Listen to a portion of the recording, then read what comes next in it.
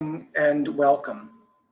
My name is Andrew Jorgensen, and I'm so glad you have joined us on this first night of our Belonging in Opera Symposium.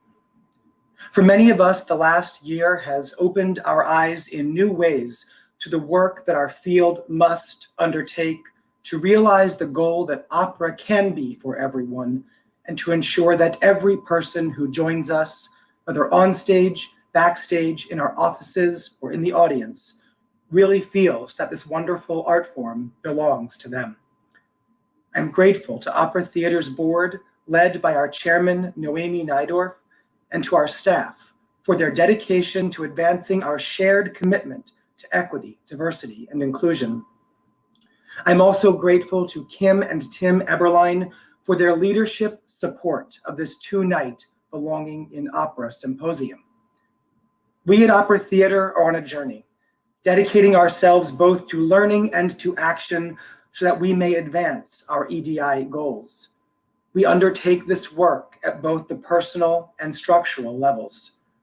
For many of us, this journey is humbling, full of identifying blind spots, challenging long-held assumptions, and learning just how much we do not know. Tonight, our learning journey continues thanks to the extraordinary thought leadership of Dr. Naomi André. She has convened an inspiring group of participants to share their scholarship and field experience with us.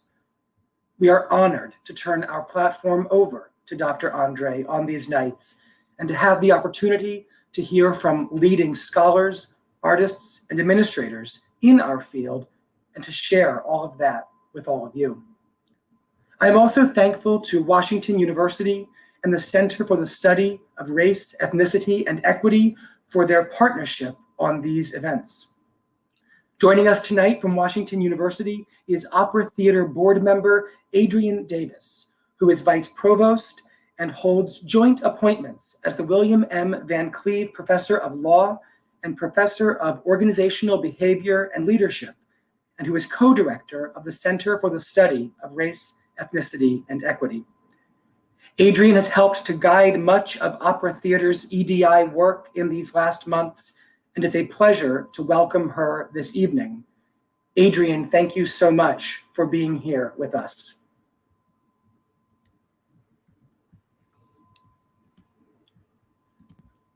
Good evening, Adrian. Thank you, Andrew. Washington University's Center for the Study of Race, Ethnicity, and Equity is excited to help welcome you to what we know will be an insightful and provocative set of conversations about race, belonging, and opera. Our Center for the Study of Race, Ethnicity, and Equity, or as we call it, CRE2, is new. We launched last fall to bring the research force of Washington University in St. Louis to study how race and ethnicity are integral to the most complex and challenging issues of our time. Located here in St. Louis, we see these questions as both intensely local ones, as we try to work with other institutions to really discern how to model an equitable urban future. At the same time, these are national questions and international ones as well. Central to our efforts is our Arts and Culture Initiative, which aspires to create new spaces of exchange and imagination. We believe that through creative practice, the arts move people, change minds, and help us envision alternate worlds and possibilities. The power of this work and practice informs our center's Arts and Culture Initiative. We design initiatives with partners to promote deep exploration through creative practice, empower artists as thought leaders, and expand and amplify the conversation surrounding the work of artists, performers, and art scholars and critics, locally, nationally, and globally. In this vein, we are honored to be partnering with Dr. Naomi André and Opera Theater St. Louis to explore race, blackness, and belonging in opera. Over these 2 evenings, our center is excited to tackle 3 questions that the arts are taking up across the country. Whose stories are we telling? Who is empowered to tell these stories? And who gets to hear these stories? Helping us to explore these questions and push their limits, we have convened artists, composers, and administrative leaders who are pushing the frontiers of opera, and in so doing, helping us to engage opera's past and rethink its present. Taking together, I think you'll find that this is a dream team of thought leaders and visionaries. On behalf of the Center's leadership team, I want to thank Opera Theater St. Louis and Dr. Naomi André for this collaboration. I am proud to be associated with Opera Theater and its efforts to push the boundaries of the stories that opera can tell and does tell. And Dr. André is one of the leading scholars of opera, and her gorgeous book, which I highly commend to you, Black Opera, History, Power, and Engagement, is a tour de force in delving into what she calls shadow opera culture, or opera that focuses on the themes and the stories of others. I'm excited for our symposium and even more excited that you all have joined us. And now it is my pleasure and my thrill to introduce to you Dr. Naomi André, who is a remarkable scholar and leader for the field of opera. Naomi is professor in the Department of Afro-American and African Studies, Women's and Gender Studies, and the Residential College at the University of Michigan. She received her BA from Barnard College and her MA and PhD in musicology from Harvard University. Her research focuses on opera and issues surrounding gender, voice, and race in the US, Europe, and South Africa. Her publications include topics on Italian opera, Schoenberg, women composers, and teaching opera in prisons. Her most recent book, Black Opera, History, Power, Engagement, won the Loewens Book Award from the Society for American Music and Judy So Critical Race Studies Award from the American Musicology Society. She is also the inaugural scholar in residence at the Seattle Opera and a founding member of the Black Opera Research Network, otherwise known as BORN. Please join me in welcoming Dr. Naomi André.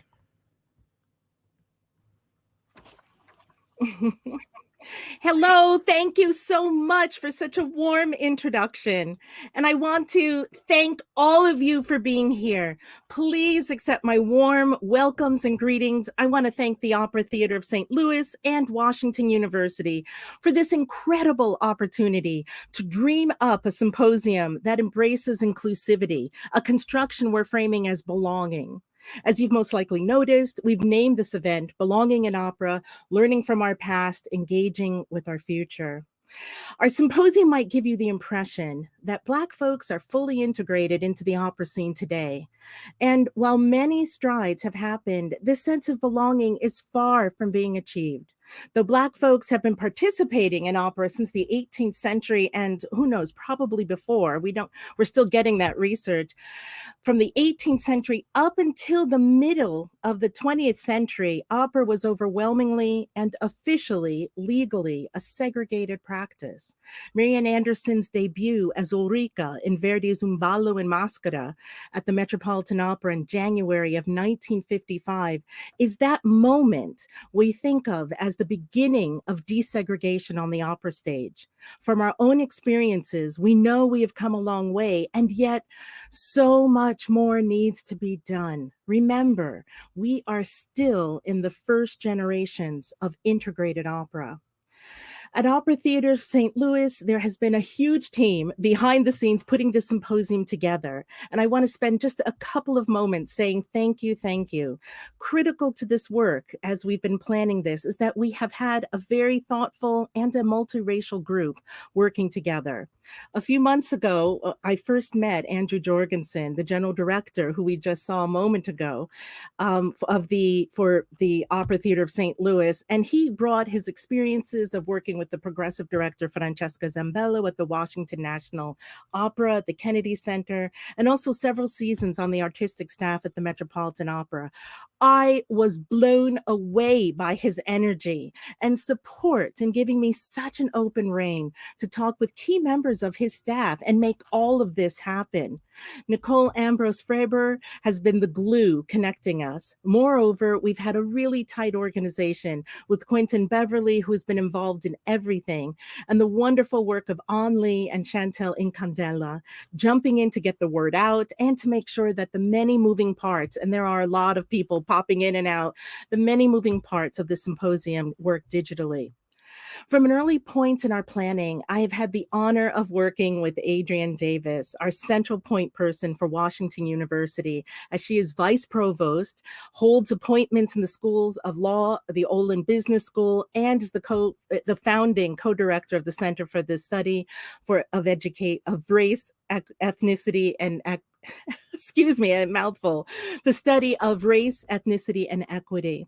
Along with Tila Ngesa, the Assistant Director at the Center for the Study of Race, Ethnicity, and Equity, we have also partnered with faculty in Washington University's Strong Music Department. Distinguished Professor Todd Decker, one of the leading scholars of the Broadway musical, whom I also remember as a doctoral student here at the University of Michigan. I'm in Ann Arbor right now.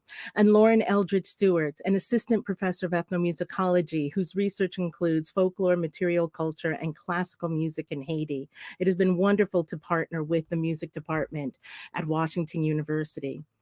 The goal here is to encompass a few things that do not always get brought together. It's very meaningful that the symposium is co-hosted by a leading opera company, Opera Theater of St. Louis, and a top academic university, Washington University in St. Louis. Over 2 nights, our conversations will bring together these communities. We are celebrating the voices of singers, composers, administrators, and scholars.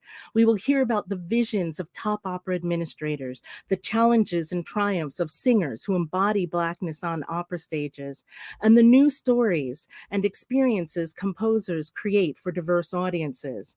Additionally, we will have specially prepared presentations about Black composers and themes in their works to help people gain a deeper understanding of these important and yet lesser known operas. It has been a real joy to hand select, and I'm using this term again for the second time this evening, a dream team for this symposium. I've chosen this group because these are the people I want to hear talk about issues that are so pressing in opera today. So here is the basic run of show. We have this slide right now that you're looking at, and additionally, the program is posted on the Opera Theater St. Louis website. You can search Opera Theater St. Louis and add belonging, and there's a link to view session schedules, view detailed session schedules. So you can find it as you need throughout the symposium after this slide comes down. Over these 2 nights, in the symposium, tonight and next Tuesday, April 13th, we will have 3 moderated roundtable discussions. Tonight, there will be a session with opera administrators. Next Tuesday, there will be sessions with composers and then a roundtable with singers. The star-studded opening panel, Setting Vision, Setting Strategy, Leadership Voices, includes 3 Black women who are leading the administrative scene in opera houses today, and we will move to that very soon. Our next session after the Administrators Roundtable is called Crossing Genre and Place, and this will give us a little depth about specific operas, composers, and ways to frame our understanding around these topics. Dr. Marcia Porter will talk about the operas of Kiru Okoye, and Dr. Louise Toppin will discuss the operas of Adolphus Hailstork. The final presentation this evening in this group is Dr. Todd Decker discussing belonging on the American musical stage, American opera seen through Broadway history. After these presentations, we will have a short audience, questions and answers with all participants. This is when we will invite everybody back on stage. The administrators and the scholars will come back to address your questions and discuss the larger themes. Please put the questions in the comments as you're watching this, and we will do our very best to answer as many as we can. I want to spend just these last couple of minutes proposing 3 ways, sort of 3 rubrics of thinking about opera that help open up the genre for how it can have meaning today and foster a stronger sense of belonging across communities. The first rubric asks, who is writing the opera? Who are the composers and librettists? As we work behind the scenes on artistic committees and patrons on the board, who are we programming and whose stories are being told? To initiate close connections to diverse audiences, we can highlight diverse artists, composers, and librettists who write the work, whose world is being invoked with these works, what messages are being transmitted, whose communities and neighborhoods do we see on stage. This first rubric explores the universe formed in the opera house and those who have created it. Or excuse me, who have the universe formed in the opera itself, that is then in the opera house, but how is the opera put together? The second vantage point or rubric I want to think about relates to the people on stage during the performance. Who are they? What identities do they embody? While all opera and theater involves imagination, are we representing a variety of backgrounds? One way to think about this is, do we have people putting on blackface or yellow face makeup to portray a racial or ethnic identity that is not their own? And we know this is a fraud issue in opera because this practice is still happening. It references negative stereotypes that are so painful. Let us reevaluate what is at stake with true to color casting and the conundrum of colorblind casting. And with that last one, we all know that audiences do not see color. We all notice a performer's race. None of us is colorblind when we see people on stage. Moreover, the different meanings we ascribe to race vary among us. Can we get used to more people of color on opera stages? What does embodied blackness mean on stage? The third rubric I want to open up, and this last point, is the vantage point we each have as we sit in the audience. Who are we and the individual experiences we have had all shape the way we interpret opera? As an African-American opera scholar, when I watch Leontine Price or LaTanya Moore sing Aida, I think about her words in O Patria Mia, Oh My Country, about her country and how her love of her country has cost her so much. For me, it's hard not to think of the civil rights movement when Leontine Price was singing, or to think of the Black Lives Matter protests more recently today that are in the not too distant background when LaTanya Moore portrays Aida. Here's another example about contextualizing the importance of vantage points in the audience. A survivor of sexual violence might very well see Mozart's Don Giovanni in a marked way, where that offstage personal experience bleeds through while watching a public performance of the opera. This is not a call to censor opera, but to think broadly about how opera resonates differently for varied audiences. One of the powers of opera is that it speaks to us personally. Who we are matters. And that is one of the central themes of this symposium. Who we are indeed does matter, regardless of our background. I am eager for the time when opera is a capacious space where all of us can feel entitled to participate on stage, behind the scenes, in the audience, and we can feel a sense of belonging. Thank you so much for joining us this evening. I will now pass things back to Adrienne Davis as she introduces and moderates our first roundtable discussion. Thank you, Naomi. I'm just so inspired by your energy. So I wanted to let you know that you should be seeing a link right now.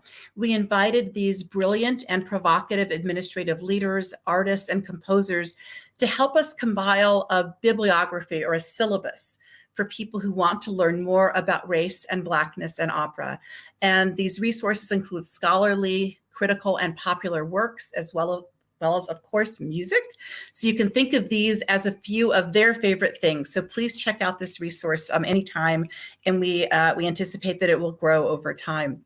So I'm very excited to introduce our roundtable guests. Recently appointed as General Director of the Fort Worth Opera, Afton Battle is an exceptional arts administrator pushing the envelope of innovative performance in Fort Worth. As a development director and art consultant for ballet and theater organizations in her previous life, Ms. Battle is a master, or perhaps we should say mistress, fundraiser, and understands the fiduciary needs of nonprofit arts organizations as well as their aesthetic ones. Quodesia Johnson, or Quo, has gained national recognition for her unique approach to fostering shared belonging. She is in national demand as a speaker, facilitator, and creative collaborator who seeks to center truth and dismantle systems of oppression. As a creator, curator, and co-host of Taking the Stage with Christian and Quo, Ms. Johnson is an avid champion for meaningful conversations about the intersections of opera, equity, representation, and education.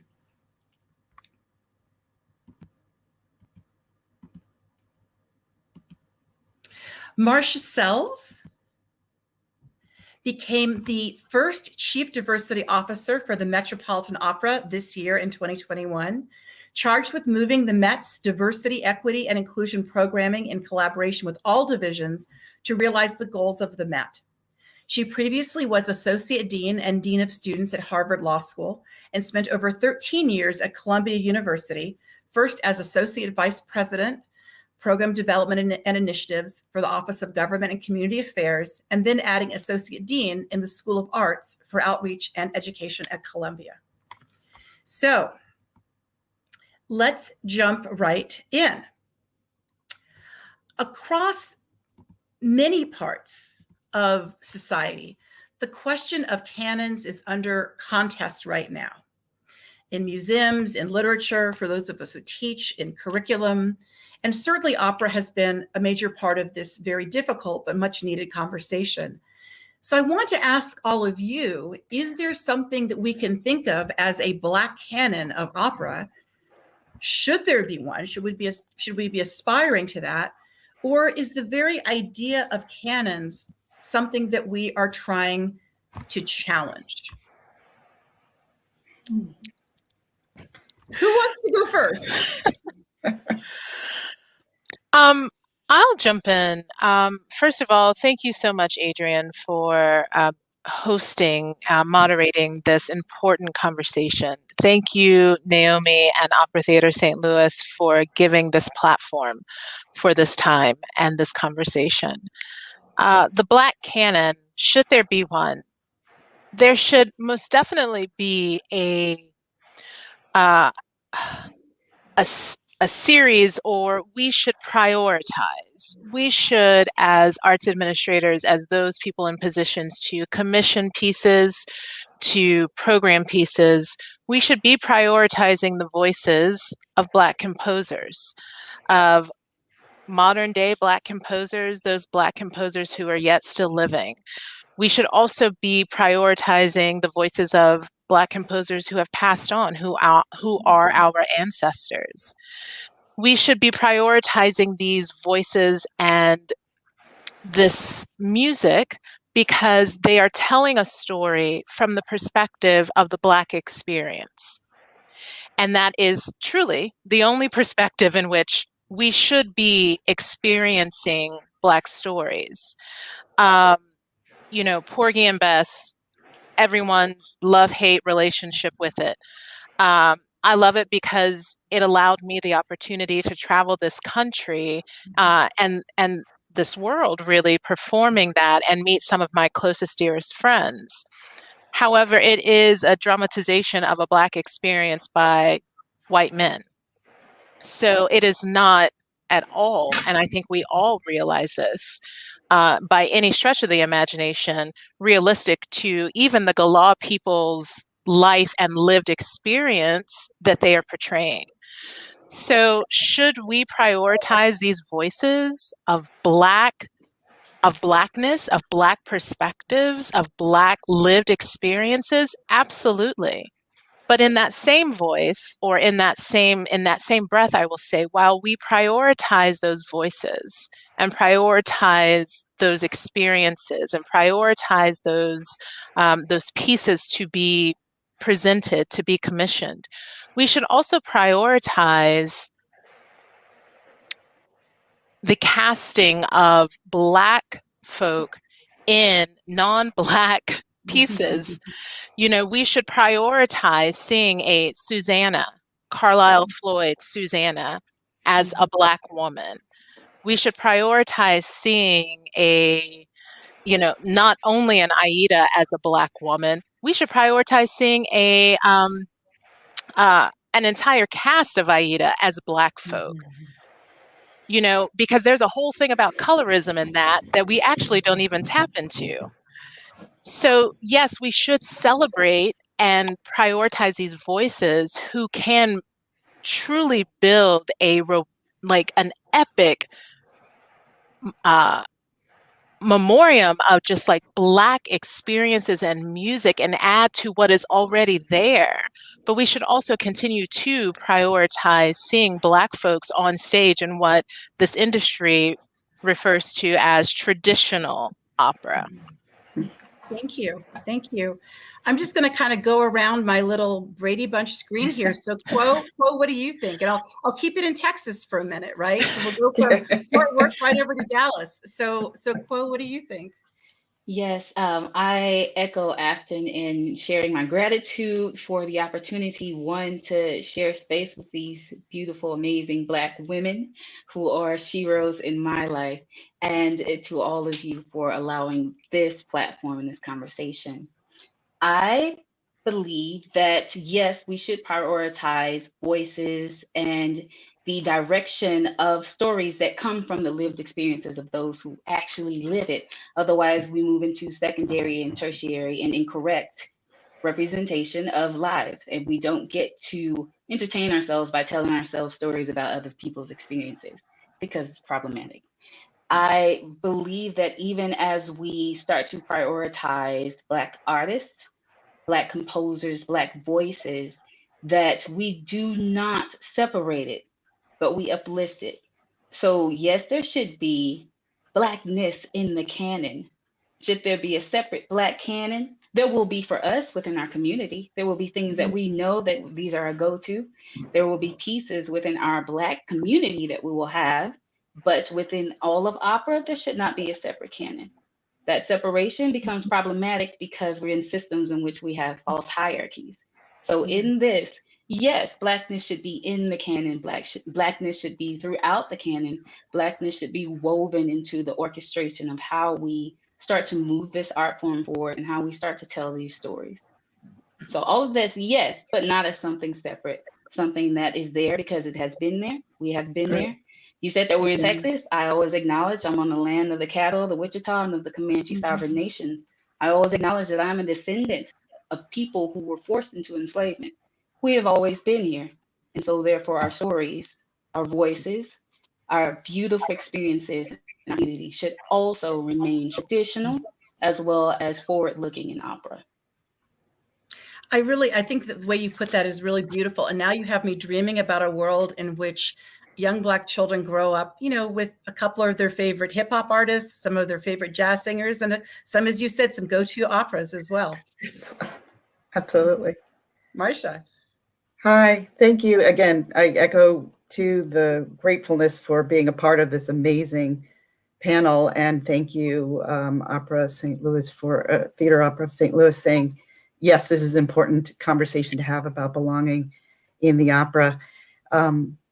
I absolutely agree to what Quo was saying in terms of this idea of not having separate canon, but incorporating that discussion because one, as Black people, we have always been here. That's why, when the New York Times started the 1619 Project to essentially, position us as rightly having been part of the shaping of what is America, even if people haven't acknowledged it before, it is critical. So it shouldn't necessarily be something that's separate, but it should be something that is known. So the history of Blacks in opera, just as Blacks composers in music even before, Scott Joplin or William Grant Still, that there's a whole history of composers who were working, quote unquote, in the classical framework, or the knowledge, which I have to say, the project that the Met Opera took on before I even arrived, but creating Black voices at the Met from its own archives, which I also think is incredible, that, things that were preserved that even, tell a painful history of Blacks, even before Marian Anderson arriving in 1955 at the Met, but showing that there were Blacks, as we said, in the opera and were actually at the, even having opportunities to audition at the opera prior to that time period and prior to what we know of as Porgy. But we should know that history, as well as know those operas that Black composers of the past and even new Black composers who are living now and composing new works. Those should be part of conversations that we are having and thinking about and telling our children about. And not just our children in terms of Black children, but all children, because these stories, once you dig down deep, are universal themes. It may be told from lived experiences of Black people, but they are, universal themes of fear, challenge, concern in relationships, aspects about oppression. And those are really important themes. And opera has a way of also, after you mentioned in terms of touching our soul and capturing us, this is the way I think, we can show young people that this is relevant to their lives, of thinking about opera as a way to really uplift you while also telling that story in a way that is, it's so much more powerful sometimes than, a Netflix streaming show or bringing, just because of the way music can move you and even the words. So knowing that those Black operas, making it a part of companies' works, as well as figuring out if they're not part of the works, but making sure that we're telling that history of that work, I think is absolutely critical. And that's how we're going to move opera forward and make it relevant to this new generation. So I'm going to ask the three of you a quick question about representation, and then I want to delve more into this question of belonging, right, which is the theme of our symposium for the next 2 weeks. So, Marcia, you and others were just talking about history, right, and understanding history. And so, so many early iterations of Black art in the United States, even before, we were the United States, so many early iterations of Black art across media, writing, visual art, performing art, was an effort to redeem the dignity and the humanity of Black people in a world that was enslaving us and saying that we were not human and could not be citizens. So today, some people fear that this long arc of desire that we have to represent Black people as respectable, that is worthy of respect, worthy of dignity, worthy of citizenship, that this long desire can actually end up suppressing Black creativity and the multidimensionality of Black people. Sometimes we call this tension, respectability politics. And so I'm curious, how does this manifest in opera? And as Black women who are playing leadership roles in shaping opera companies and shaping the conversations in opera, shaping education around opera, tell us a little bit about the decisions that you make about who to commission, who to talk about, who to focus people's attention on. And maybe I'll start in reverse order this time. I'll start with you, Marcia. Okay. Well, I do have to say I am 7 weeks into the job of Chief Diversity Officer at the Met. But part of it and why this was an exciting role for me to take on was because of the work that the Met had also begun to doing in terms of looking at representation back in 2015, saying that we're not going to use blackface, brownface, yellowface in the representation. I think those are important things, and they are steps. It's not the whole picture. So from that work and the work that also got catalyzed because of the murder of George Floyd, and many companies coming out both with statements, but making sure that you look at both the hard issues and challenges, I'm using and following up from that work. So look at, and even the history. Let's look at the history of stories that have been told. And I've also been fortunate when I arrived, the announcement of the season, not because of me, but the announcement of the season, including Fire Shut Up in My Bones, I think is an example of what you're talking about. That creativity wasn't stifled to tell a story that is challenging and painful, but it is, Marcia, as I said. Marcia, I just want to interrupt you. Just maybe, do you want to just do a quick, PR blast for people to know that what Fire Shut Up in My Bones is, and that's opening at the Met? I sure will. And the PR blast also has to say that the Opera Theater St. Louis, it started right at the Opera Theater of St. Louis.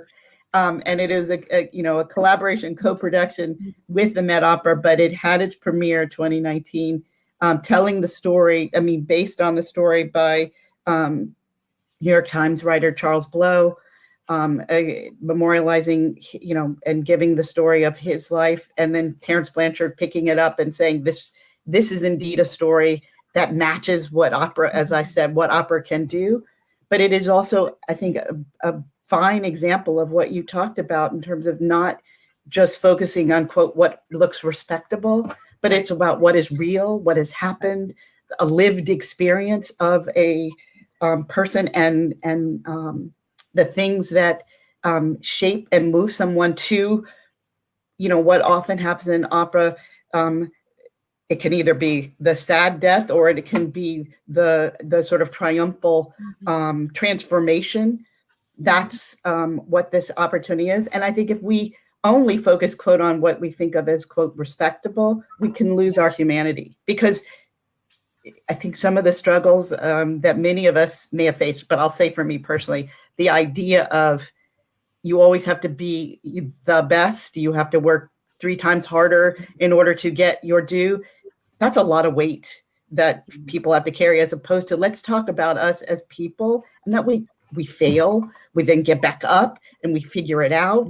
And so being able to tell those stories when you're, and using opera, and what better way in terms of opera to do that? Because even the stories that have been considered, quote, the tradition, are telling stories about failed people, challenged people. So why shouldn't our stories in representation be part of that? And that's what I think is exciting for the work. When you say the conversations that I've had with the people who are making the decisions at the Met, and working with Peter Gelb and many others who are thinking about what we put forward on the stage. Now, you do know, all of us in this world, so much is programmed 2, 3, 4 years in advance.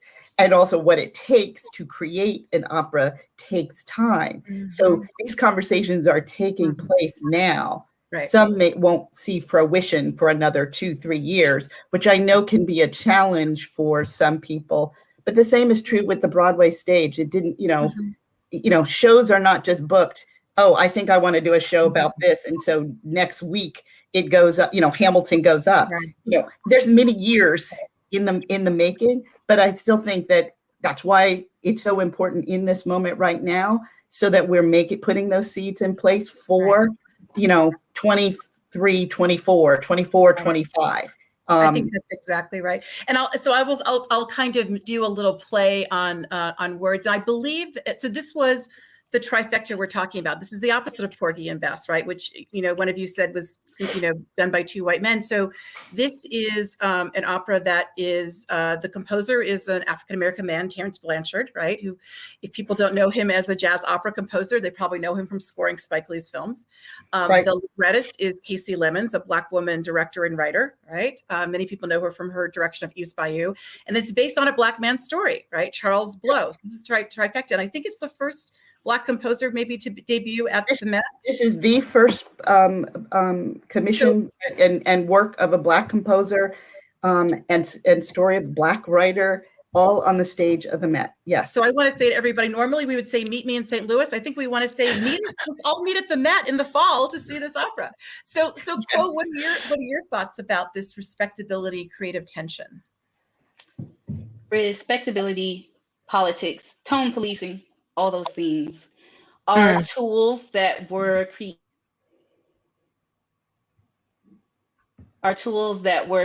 so that we could remain safe. So I want to start with that first and foremost, in that those were responses to traumatic environments, yes, and very real embodied responses for survival.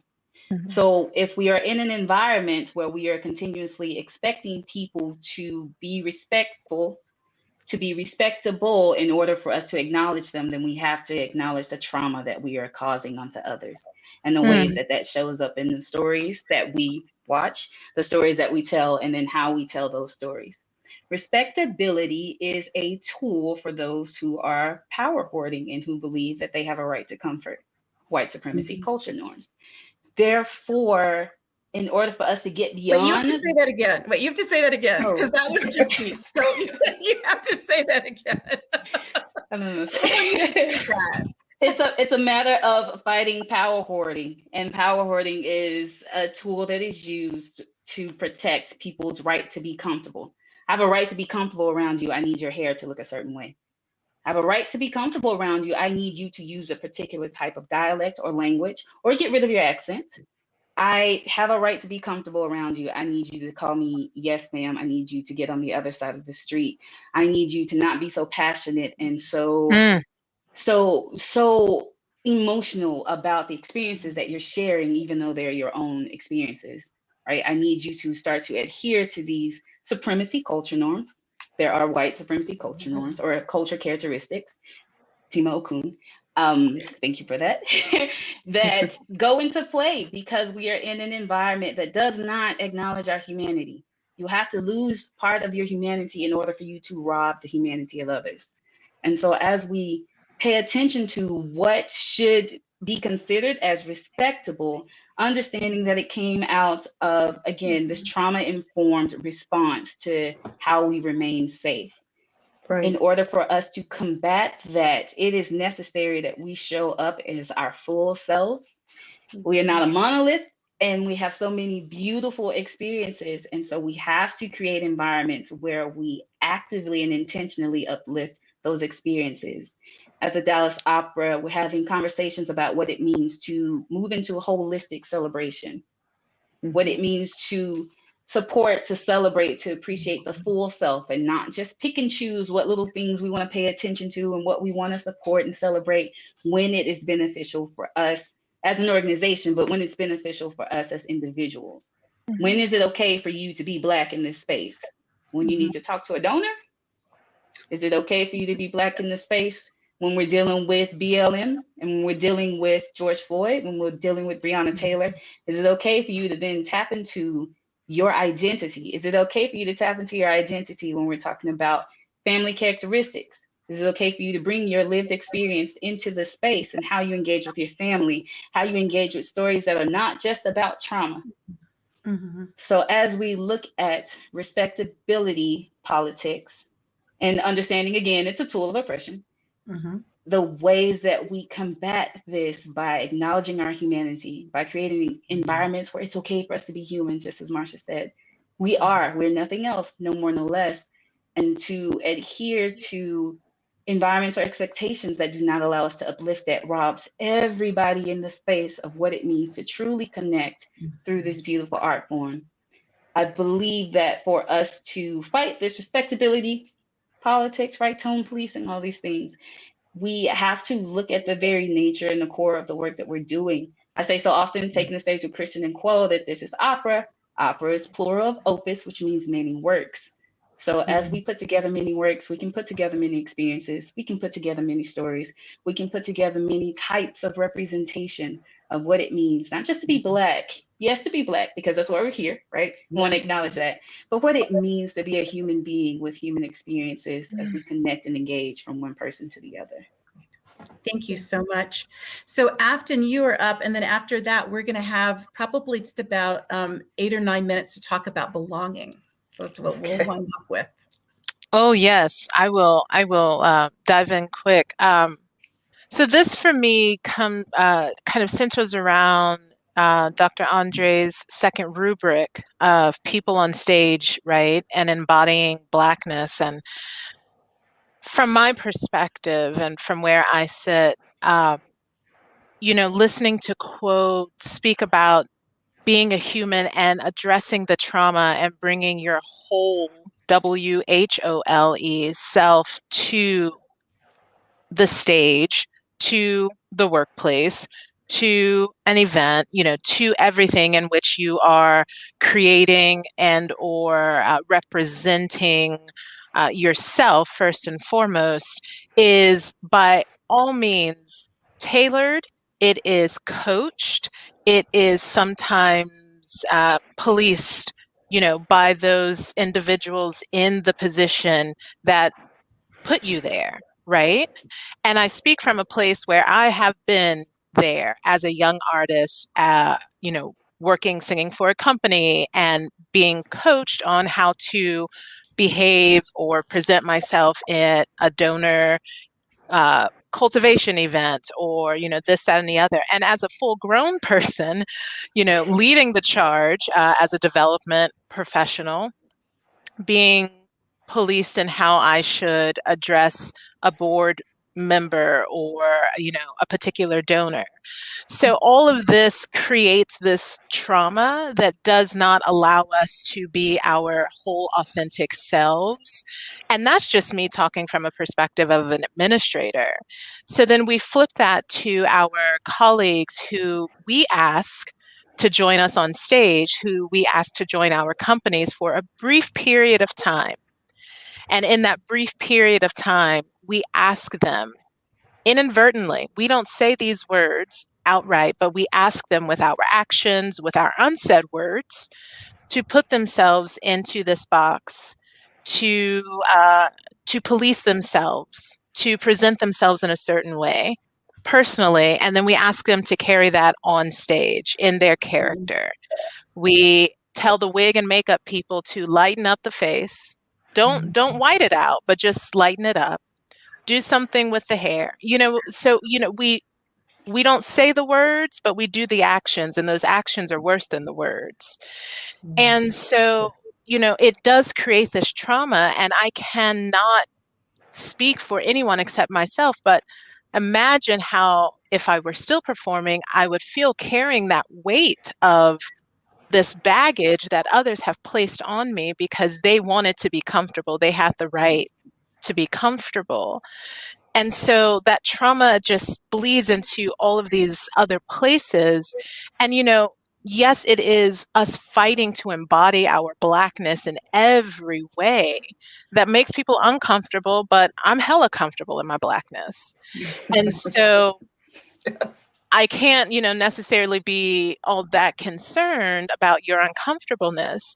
And that's embodying Blackness. And, something that I think we also don't address, and this is not the forum for it, but it is the form for it, is the trauma that comes with body shaming, because we are, with our words, shaming Black folks for having natural hair. We are, with our words and actions, shaming, Black women for being curvy, for being Rubenesque, or whatever it is. And we are also, with our actions, shaming folks in this way of, they are too much something. You are too Black. You are too passionate. You are too emotional. You are too aggressive, and you are too fat. You are, so it goes hand in hand. And God bless you if your name is Afton Battle and you happen to be Black and overweight, So it's like trying to balance this car that I can't drive stick shift, So it is so much that we we put on ourselves, or we don't put it on ourselves. It's so much that is given to us unrightfully that we have to carry. And all I want as an administrator of this art form is for you to be a beautiful singer with your voice, for you to communicate a story, for you to move and heal the hearts and minds and souls of people who are sitting in those seats. I don't care what you look like. I don't care what you ate, what you don't eat. So, it's kind of all of these things jumbled, for me in this, second kind of rubric that Dr. Naomi spoke about, but also in this respectability, the respectability and the politics with it, because the politics go, yes, with our Blackness and embodying our Blackness, but the politics also runs so much deeper into that, into just imagery, what I think you should look like in order to sing this role, period. Okay, go ahead. I was going to say, one of the things that I think this is the moment, and why not only opera companies, but, other art forms, museums, stuff, are having chief diversity officers, and the things that we are being challenged to look at is how do we also create, and I know it jumps a little into the belonging, create those spaces so that at least acknowledge that these kinds of things have been thought about in terms of, hair and makeup and what is supposed to look right, or we're going to retrofit a person into a particular type of look, whether or not that fits for them or not. We have to have the conversation that isn't just, as we said, about who we're putting on stage and what stories, but now we're going to have a whole conversation about hair, wig, makeup, costumes. What do they look like? How do we create that? That is the broader discussion, and creating, how do we make sure that, our audience is also, not just in reflecting, but all of our audiences also understand, there are going to be I should say traditional audiences, or audiences that before were predominantly all white. For many who are saying, in creating this new space, there are going to be different people now in the audience. It is, and it belongs to them. They paid their ticket. Even if they got gifted a ticket, but they're there just like everyone else. How do we make sure that we are creating all of these spaces so that everyone, audience, performers, administrators, people on the stage, know that this is theirs? And many of us on this screen have experienced this work and loved it, even as it challenged and may not have been representing us before. But it is an art form that we have loved, known, from classical music to dance to opera. Well, that we got introduced to it. So how do we give that opportunity for more people like us to enjoy this? So we've only got 3 minutes left. So this is a challenge. This is a challenge for you all. You each have 1 minute, knowing that if you go over your minute, you're taking someone else's time. So I'm going to put a whole bunch of things out there, and you can just respond for 1 minute to whatever moves you. So, what does belonging mean to you? How do you define belonging? A lot of people would look at the three of you and say, well, obviously you belong. You're leaders in opera. At the same time, Marcia's and my colleagues in critical race theory come up with this new term called predatory inclusion, right? That's how people can be included, but in ways that are, not necessarily terribly inclusive. And so that's, one question is, what does belonging mean to you? A second is, people look at you and you say, you must belong. Do you feel like you belong? And third, what are you doing to get the things you were just talking about, Marcia? What are you all doing to empower other people to belong, whether those people are artists, composers, audience members, community members? So, Quo, I'm going to start with you. Okay, and let me know, just count me down and say stop talking, and I will be quiet. For me, belonging, I know that I belong when I am not in a space just to prove how progressive something is, or just to prove how progressive that thought process is, or to show that, I have Black friends, right? I have Black colleagues. I'm going to be real about it. That's how I know I belong, when I am held accountable for the space just as much as someone else, but I also receive the awards of the space, the ability to co-create, the ability to be who I am without inhibition, just like everybody else in the space. I know I belong when people shift so that there is not just enough room, so that there is an ample amount of room for us to begin to move together in that space. The ways in which I personally work to create belonging is through healing, is through narrative change, and through shifting the things that we've been told and things that we assume we're supposed to have, even in respectability. Respected by whom? Who gets to determine what is and is not respectful? And based on what? Because you've always had power? Nah. So as we're looking at what it means to belong, it's to be in a space where I'm uplifted and I can shape the space and be shaped by the space. That's perfect. Afton? Belonging to me, I know that I belong when I am no longer viewed as the token or the one that rose to the top. I know that I belong when I am not the first or the only, because that means that there were many before me and there are plenty who are going to be after me. So belonging to me is this inclusiveness of everything that embodies how I move, where I move, when I move, and in a way that is not calculated, because I still calculate everything every day, all day, which is unfortunate. What I'm doing to empower that, God, I hope that I uplift those who are around me to take up their space, their rightful space. I heard a wonderful, wonderful philanthropist who is the president of the Ronald McDonald House, the National Ronald McDonald House, said that her motto was that as she climbed, she gathered and pulled up. And that is something that really stuck with me. And that's how I want to empower others, that as I climb, or even as I just pedal in whatever pool I am, that I have others with me who are also pedaling and taking up their space and making their waves. And I also hope that I am able to do that in a way that emboldens folks to do what they do best in a way that presents them on the same level as everyone else, and not to be picked and, Right. picked at like a pigeon.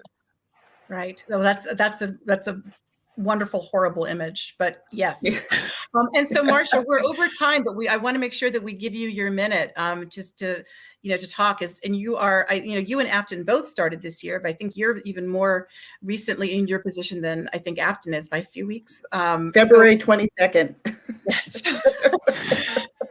Come on, Just Vivian. I have to say, I know that I belong because, and this is, I think I said when we were first starting, because also my mother and father said I belong. They put me in places. I'm blessed that they were two people who could put me in places, not just for exposure. One time, my mother had a subscription to the symphony at Cincinnati, even if she and I and my little brother or one of her friends were the only two Black people in music hall. It was her ticket. She, as I said, she paid for the subscription, to the point she put me in ballet at 4, even though I was the only one in the room. When I would say, oh my God, I'm the only one in the room. And when I was at SAB, I was the only Black person in that program. She says, well, you'll be noticed because everybody else has long legs and bun heads. They'll know who you are. It doesn't always feel comforting, but I have to say now, at this side of, being a little kid at this age, to know that somebody was always telling me these things are rightfully yours. So we have to figure out how to do that for everyone else. Yes. And you had put that, I think when we were talking about that, you had put it really powerfully, that sometimes part of belonging is claiming. Yes. Yes. Thank you all so much. You've given us so much to think about. You've given me a lot to tweet about later tonight. And we'll be looking forward to having you all come back at the end of this evening and take some questions for the audience. I know people will have a lot of questions for you. So thank you, Adrienne, thank you so much. Thank you. Thank you. Wonderful.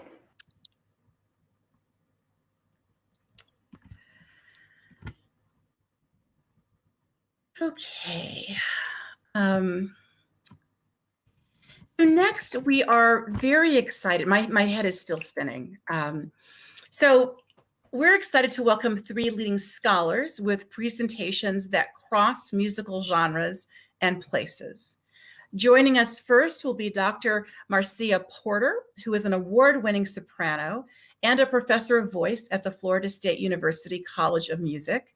She performed as a young artist at Opera Theater St. Louis and on opera stages around the world, and is a much sought-after performer and clinician throughout the Midwestern and Southeastern US, as well as in Prague and the Czech Republic. Next will be Dr. Louise Toppin, a coloratura, I hope I said that right, a coloratura, soprano, voice professor, and brilliant administrator. Dr. Louise Toppin is in demand for recitals, master classes, and as a vocal clinician.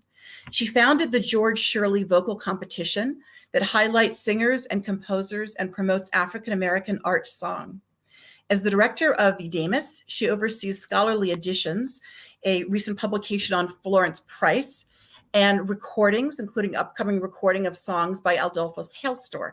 She is the founder of the African Diaspora Music Project.org, a digital research tool to locate the repertoire of composers of the African diaspora from the 1600s to the present.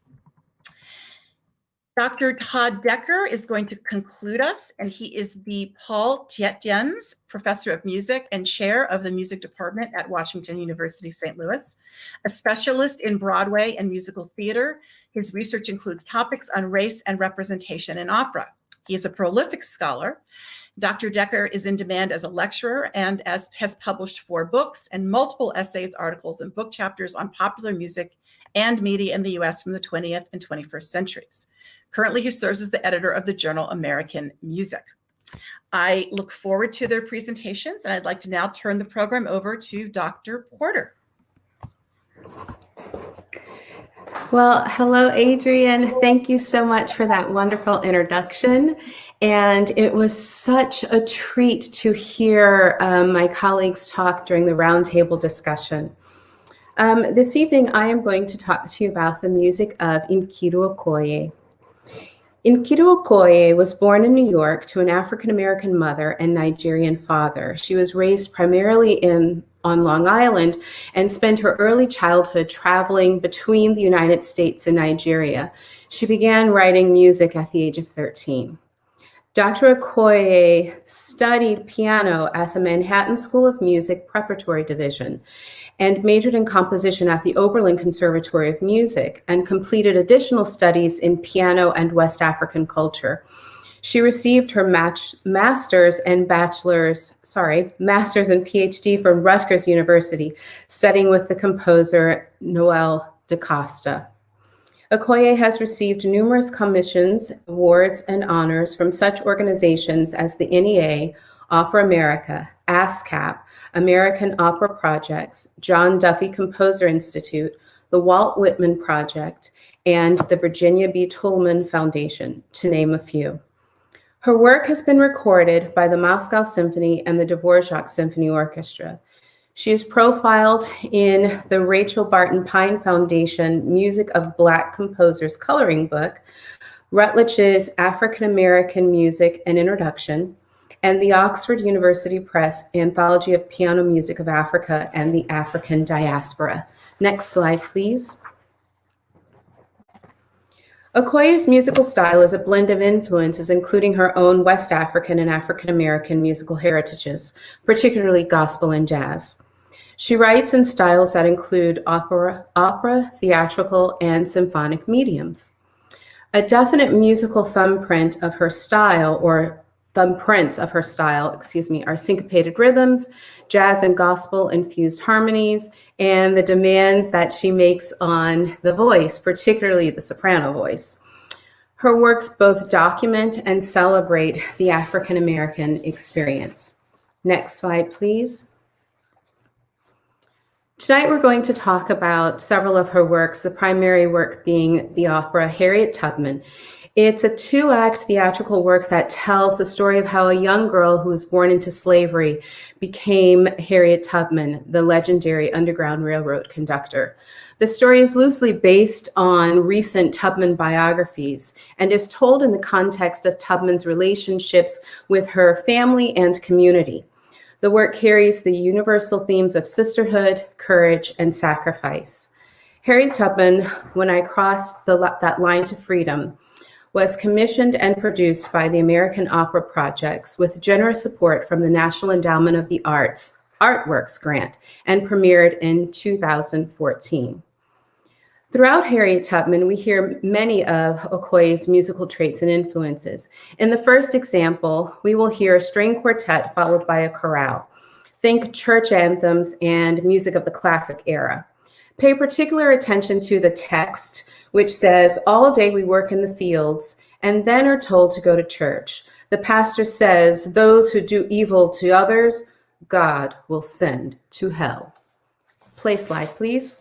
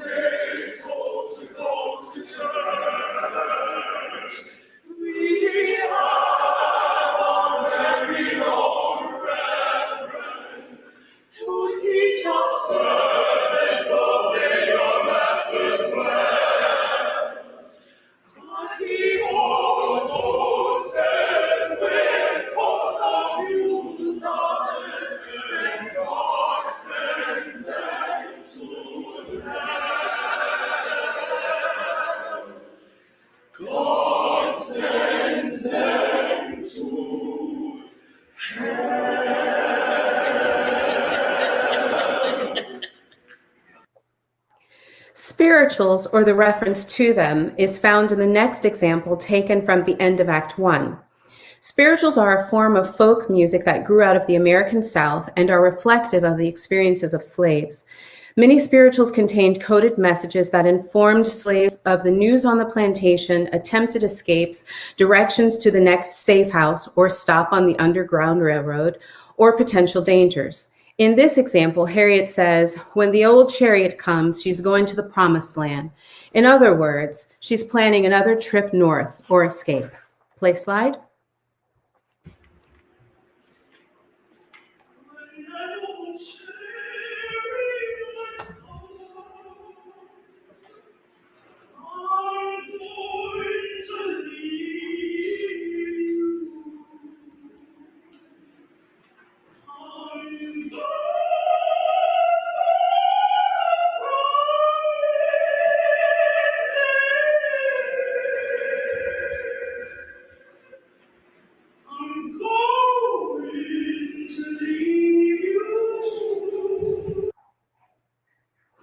Musically speaking, gospel music and spirituals are separate genres.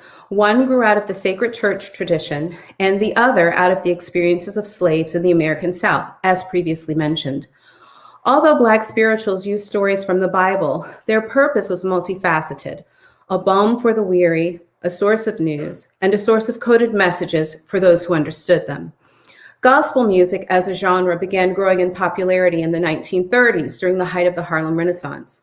The next two examples are taken from what Okoye calls her gospel aria, I Am Harriet. For anyone who grew up going to a Black Baptist church, the opening line will sound familiar, like the deacons or mothers of the church lining out the hymn before the service begins.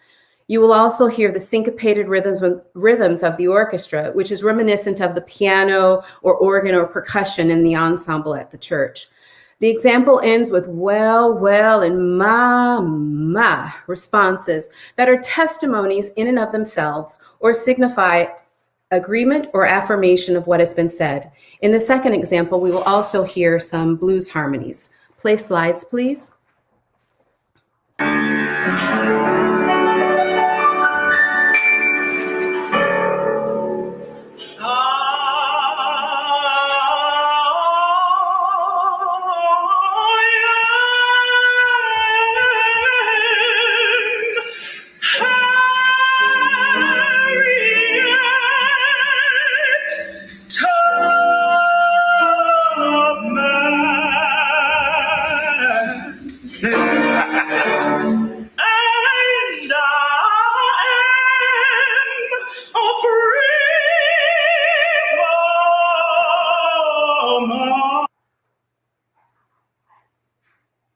Play next slide, please.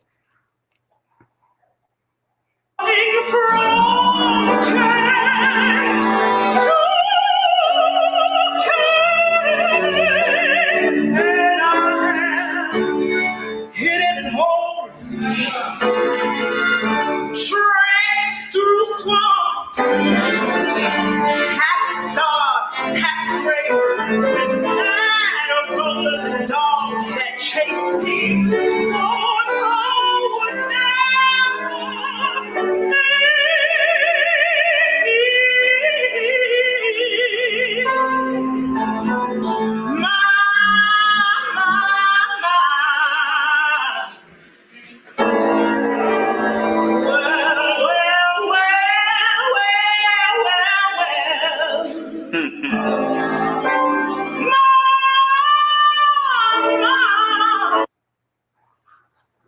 Throughout Harriet Tubman, there are also West African influences evident in the music. In Act 2, we hear an example of the Juba dance. There was an earlier example in the opera. The Juba involves stomping as well as slapping and patting the arms, legs, and chest, and contains features that are related to the African Yoruba, improvisations, supple body movements, and sharp rhythms. In the following example, the ensemble does a Juba dance to tell the news that Harriet's husband has been unfaithful while she's been working to save others. Send the message through the slave grapevine, telling others you're doing just fine. Play example, please. Dance to the dance, to the Juba, Juba dance, to the dance, to the dance, to the Juba.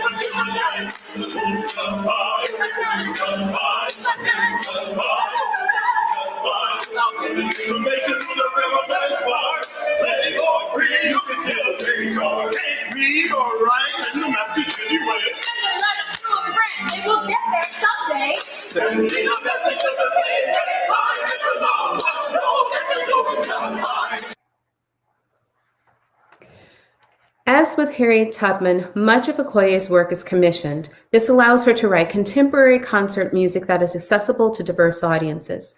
Some of her commissions include Black Bottom from 2020 for Detroit Symphony's Classical Roots Festival, Tales from the Briar Patch from 2019, a rebooted version of the Brer Rabbit stories, and Invitation to a Die-In from 2017, which is in memory of Trayvon Martin and a piece that relives the murders of African-American men through the perspectives of the deceased, their families, police officers, and citizens on all sides of the issue. We've Got Our Eye on You from 2016 was her first theatrical work after Harriet Tubman. It was inspired by a colleague who wanted to have a smaller operatic piece to feature students from his studio. And the theme for that piece is sisterhood. The last examples we will hear are from Invitation to a Die-In and Children's Games from Black Bottom. In Invitation to a Die-In, Okoye weaves the spiritual witness throughout the piece and uses spoken word, a style similar to rap, during the climax of the work. The orchestra taps out a syncopated rhythm while shouting or chanting, "Please don't shoot." The section ends with the singer seemingly yelling in agony, "End." This was Okoye's reaction to the senseless murders of African-American men. Play next slide, please.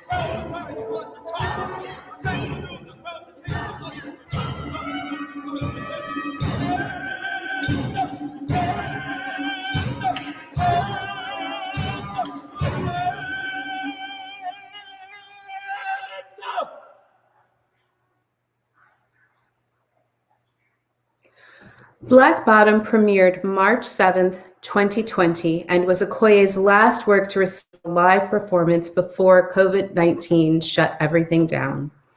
The work, scored for a vocal quartet and orchestra, takes us on a musical journey that celebrates Black culture and heritage. I grew up playing the games that Okoye uses in children's games. One is a counting game, 1 potato, 2 potato, 3 potato, 4. And the other is a hand clapping game, Miss Mary Mac. And it begins slowly and becomes increasingly more difficult as the piece goes along. I hope you enjoy. Play slide, please. 7 potato, 1 potato, 2 potato, 3 potato, 4, 5 potato, 6 potato, 7 potato more, 7 potato more, 7 potato more, 7 potato more, 7 potato more.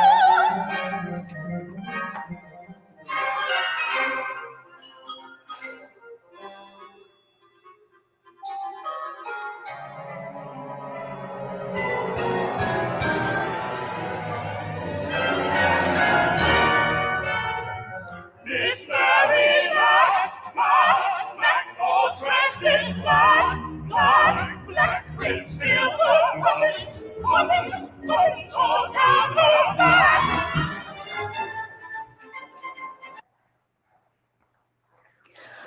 All of the examples played in this presentation are available on Dr. Okoye's site. I've also included some other resources for you.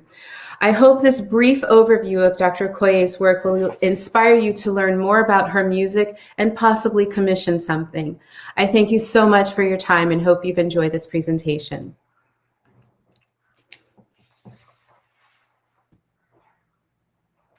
Louise, my friend, it's so good to see you. It's good to see you as well. And I'd like to say many thanks to Dr. André, Opera Theater of St. Louis and Washington University for the opportunity to share a few thoughts on the operatic works of Adolphus Hailstork. Dr. Hailstork is an eclectic composer. Although he received a traditional Western European musical education, A life of rich experiences has shaped his uniquely American sound. In a recent interview with Bill Doggett, he said that, quote, that as a young music student, he asked his mother if there were any African-American composers to go along with all of the composers he was studying. Her affirmative answer influenced his decision to become a composer. He describes his musical style as a lyrical cultural hybrid in which he blends everything he loves into his compositions. He says some of the works have no African-American content, others are exclusively African-American, and still others conjoin these two traditions. Works exhibiting no African-American content might include settings of poets such as Elizabeth Barrett Browning, coupled with a colorful harmonic language. Those in the category of his African-American works are based on religious texts and include musical idioms associated with the Black church, such as references to or contours of spirituals and gospel music performance practices. They frequently focus on texts that use African-American poets. Paul Laurence Dunbar is a particular favorite, or include texts by prominent icons such as Martin Luther King, or they are works written to explore Black narratives. To exemplify the final category of blended works, I would like to share a sample of a piece written for me in 2004. It is entitled "Who is Sylvia?" and begins with a gospel piano, adds a blues violin, and finally adds a coloratura soprano singing the text of Shakespeare. Could we have a little bit of "Who is Sylvia?"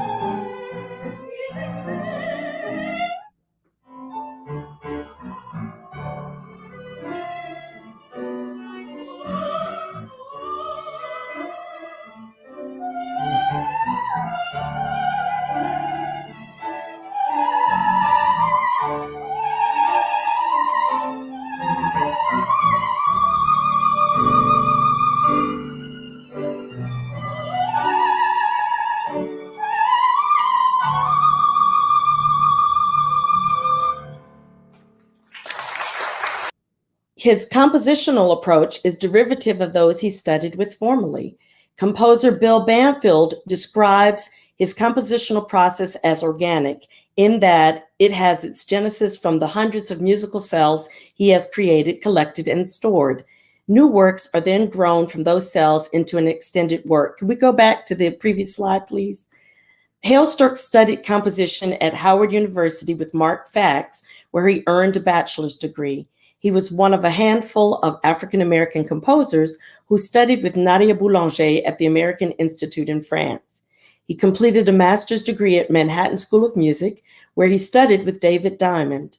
Other composers who influenced his works are Aaron Copland, Samuel Barber, and Igor Stravinsky. He rounded out his studies by earning a PhD from Michigan State University in composition. Hailstork is one of the most celebrated living African-American composers. He is well known for his large-scale works such as Celebration from 1974 and An American Port of Call from 1984, both for orchestra, his piano trio and an oratorio, Done Made My Vow, both from 1985. For President Biden's inauguration this year, Hailstork was the only African-American composer to have a piece selected for performance at the start of the inauguration. He has won numerous awards and honors, including Composer Laureate of his current home state of Virginia. After more than 60 years of composition, he continues to create works that are poignant and culturally relevant. Hailstork has retained a connection to the African-American community through his attendance at an HBCU, Howard University, as well as his years as a professor at the HBCU, Norfolk State University. He also taught at the majority institution, Old Dominion University, both of them in Norfolk, Virginia. The death of Martin Luther King Jr. spurred his desire to incorporate more documentation of the Black experience into his compositional works. His place as a modern-day griot is well represented in several of his current projects. A Knee on His Neck and Tulsa, 1921, both will premiere this year and were written this summer.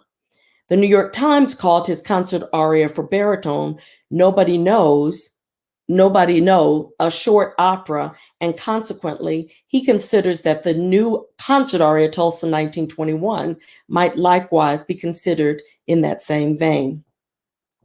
Hailstork's works are replete with rhythmic complexity, frequent meter shifts, soaring melodic complex vocal lines, and a harmonic language that uses dissonance sparingly, but to brilliant effect.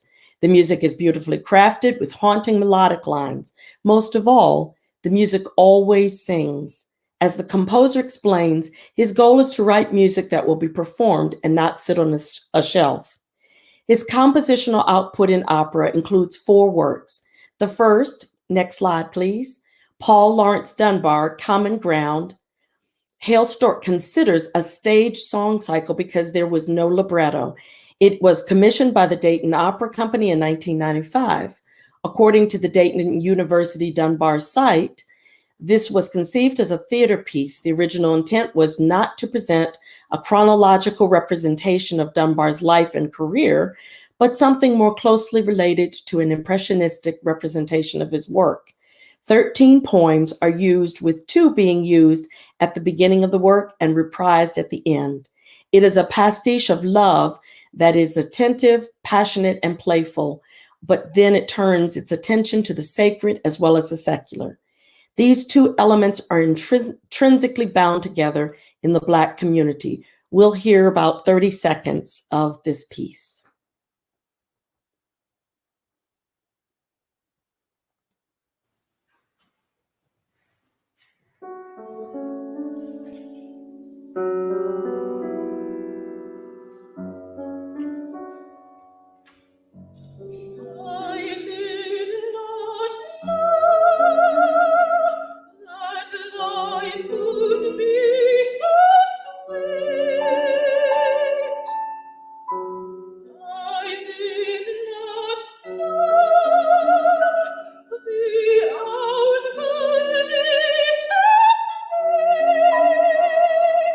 Thank you.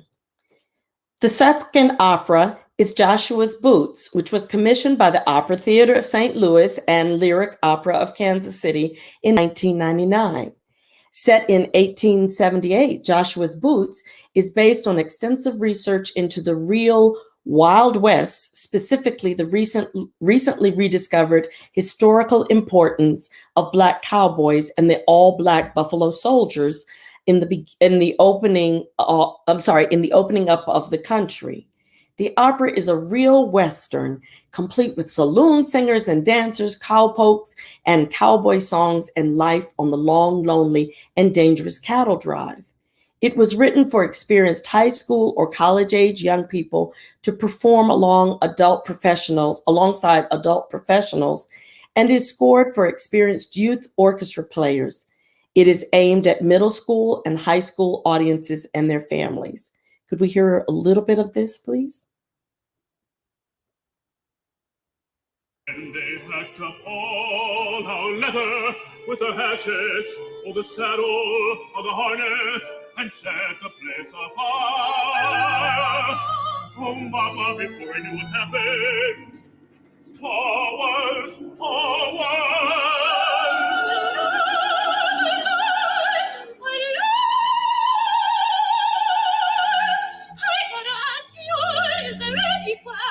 Place in this great big land where a Black man can live without danger. When I ask you that, when I ask you that.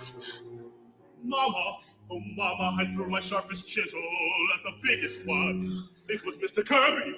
Mr. Kirby, I couldn't help myself, Mama. I threw my chisel, and it cut right through his face.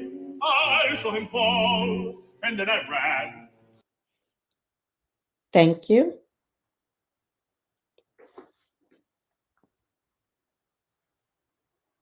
And this is a little bit of the end.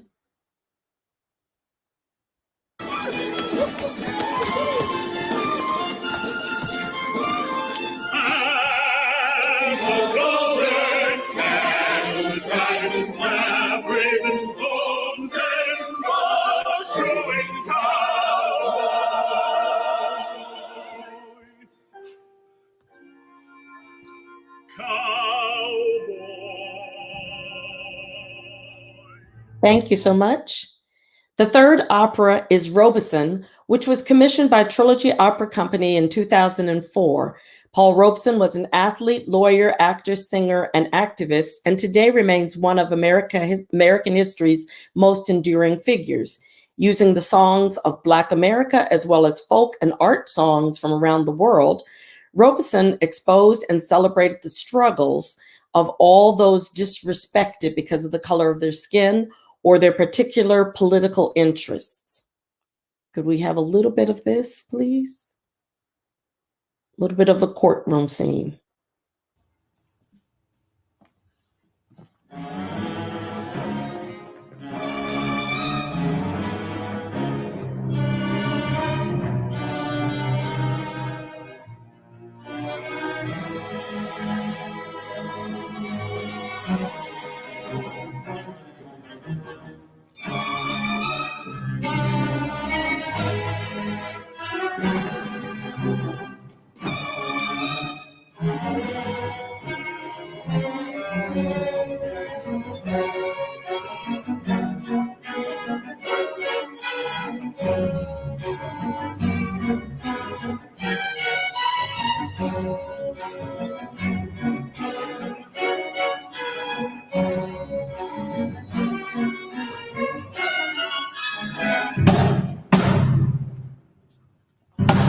Mr. Robeson, did you comply with the request? No. Under no conditions will I even think of signing any such statement. There is a complete contradiction for the rights of American citizens. Silence! Mr. Robeson, will you comply with the request? No. No. Thank you so much. I will not. I certainly will not. The fourth opera is Rise for Freedom, the John P. Parker story, which was commissioned by Cincinnati Opera in 2007. Having bought his way out of slavery, John P. Parker is now a successful inventor of machinery and owner of an iron foundry in Ripley, Ohio. The opera begins with Parker embarking on the most difficult mission of his long career as a conductor on the Underground Railroad. The central adventure in Rise for Freedom is drawn from John P. Parker's deeply moving autobiography, His Promised Land. In conclusion, the operas of Adolphus Hailstork are of moderate length, use diverse casts, and are appropriate for opera companies, main stage or educational performances, university or community opera companies. The music is accessible and the stories relatable for all audiences. My hope is that we will hear more of his operatic works in all performance contexts because the works are definitely worth exploring. Thank you for your attention.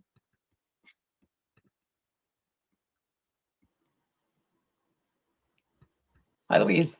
Thanks, that was great. It's a great honor for me to be included in this symposium, especially since I am also an opera theater subscriber for many years. I want to thank Naomi for the invitation. A few weeks ago, the St. Louis Symphony began performances again in Powell Hall. Those of you from St. Louis watching maybe have been there. I went the first weekend with my son, and it was intense. The experience of live music in a familiar space was overwhelming after months of listening to music through speakers and headphones and screens. If instrumental music has this kind of power, I can only imagine what the impact of our return to live opera and musical theater promises to be like. The pandemic has denied the musical stage to all of us. Anticipating the return of live opera and musical theater, I believe we are all primed to feel the power of the musical stage anew, especially in relation to the urgent question of racial justice. Along the larger theme of belonging in this symposium, I want to take a broad view of the American musical stage, bringing together both the opera stage, a subsidized production realm directly connected to white European history, repertoire, and singing style, and the American musical, a commercial enterprise with its hub in the Broadway theaters in New York City. Most of my research focuses on Broadway, so I'll tilt that direction. American opera and the Broadway musical alike have been and remain fundamentally shaped by racial segregation that privileges white people over non-white people. Racial segregation is so pervasive on the musical stage that one basic way to sort the shows and operas we see falls along racial lines: white shows and non-white shows. For instance, Dreamgirls, the story of a Black female pop group, and The Cher Show, a recent Broadway musical celebrating a white female pop star. Or Porgy and Bess, a Black cast opera originally created to run on Broadway. It actually played the same theater where The Cher Show ran. And Hello Dolly, a long-running white cast musical. Or looking back at recent opera theater seasons, Fire Shut Up in My Bones and The Grapes of Wrath, reciprocal, if very different, Black cast and white cast operas about working class Americans. Now, there's one big caveat here. On the opera stage, there's a third sort of show, the European canon of operas from the late 18th to the early 20th century. This body of works, which still defines what opera means in America, opens a space where non-white singers have built mighty careers through the practice of colorblind casting. More on this follows, but for now, I'd like to keep our focus on American operas, whether old or new, that always sit to the edges of the canon of Mozart, Verdi, Wagner, and Puccini. The importance of Blackness in the category of non-white shows is everywhere evident. There is a rich and varied tradition of Black tradition in American opera, as Naomi's book and Marcia and Louise's presentations tonight show. This tradition has a robust parallel track on Broadway, provided we allow for Black cast shows written by white creative teams. Indeed, in the last 100 years, only 12 Broadway seasons have not included at least one Black cast show. The standout first Black cast hit in most Broadway histories is Shuffle Along of 1920, which not only had a Black cast, but was also written by African Americans. Further shows and productions followed in most every season since, including the frequently revived Porgy and Bess, Carmen Jones, and the Black cast Hello Dolly, starring Pearl Bailey, which played the St. Louis Muni for a week in 1968. The mid-70s saw 3 Black cast shows, Raisin, The Wiz, and Ain't Misbehavin', win the Tony Award for Best Musical in a 5-year period. The Black cast hits of the last 4 decades include Dreamgirls and The Lion King, the latter another Tony winner for Best Musical. And 2 Black cast musicals from these years, The Color Purple and Once on This Island, recently enjoyed Tony-winning revivals. Consider the implications of the designation Black cast musical or opera. Black cast shows and operas foreground the visible, apparent, and uniformly Black racial identities of performers. The individuals cast in these shows perform narratives, characters, and song and dance styles understood to constitute in historically specific ways the performance of Blackness, at least as found on the musical stage. Now, if we grant the existence of a subgenre called the Black cast musical, the logic of our nation's long history of racial segregation along the color line demands another subgenre called the white cast musical or opera. After all, American racial segregation in the Jim Crow era and after relies on the reciprocal, explicit, and public naming of racially homogeneous spaces. Designating a space for Blacks requires designating a space for whites. The white cast musical or opera, of course, usually passes with the racially unmarked designation, the Broadway musical, or just an American opera. Whiteness frequently functions in this way by going unnamed. But white cast describes these shows in an analogous manner to the black cast repertory.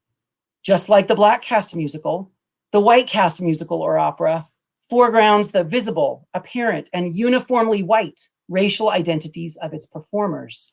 And the individuals cast in these shows are called upon to perform narratives, characters, and song and dance styles understood to constitute in historically specific ways the performance of whiteness, at least as found on the musical stage.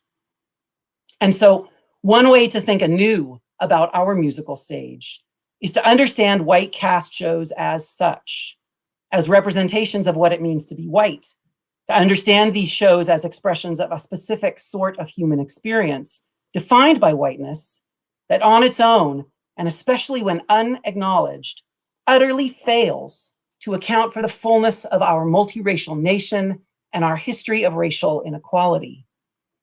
In this way, we, and here I mean whites like me, might begin to see our experience as always also racial, and to understand in some very small way the workings of the color line. Sorting shows and operas into white cast or non-white cast opens the ways towards statistical measures of racial inequality on our musical stage.